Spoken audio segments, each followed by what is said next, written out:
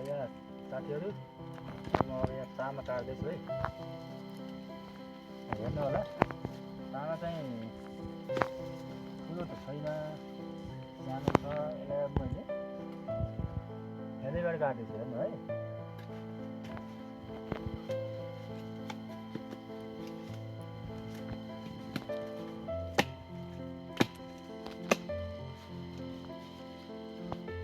हेर्नु होला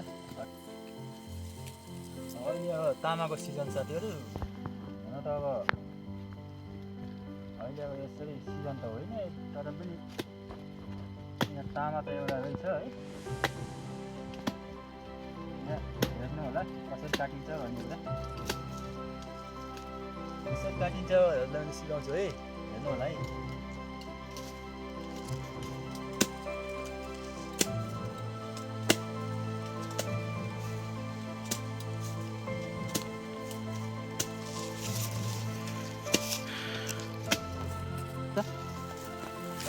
तामा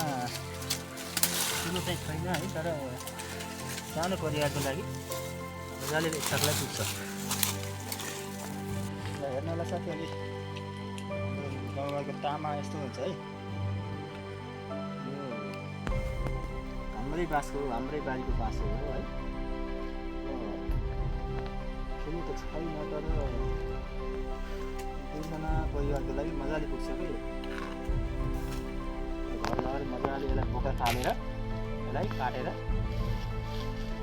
पकाएर उसिनेर सबभन्दा पहिला त उसिन्नुपर्छ है छिटो हुनसक्छ यो कसैले अब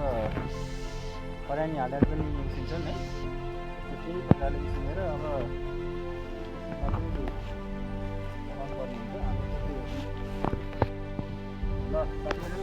अब यसलाई हामीले घर लगेर छोड्छौँ है त्यसपछि फेरि अर्को ठाउँमा बाँसको बारीमा जानेछौँ होइन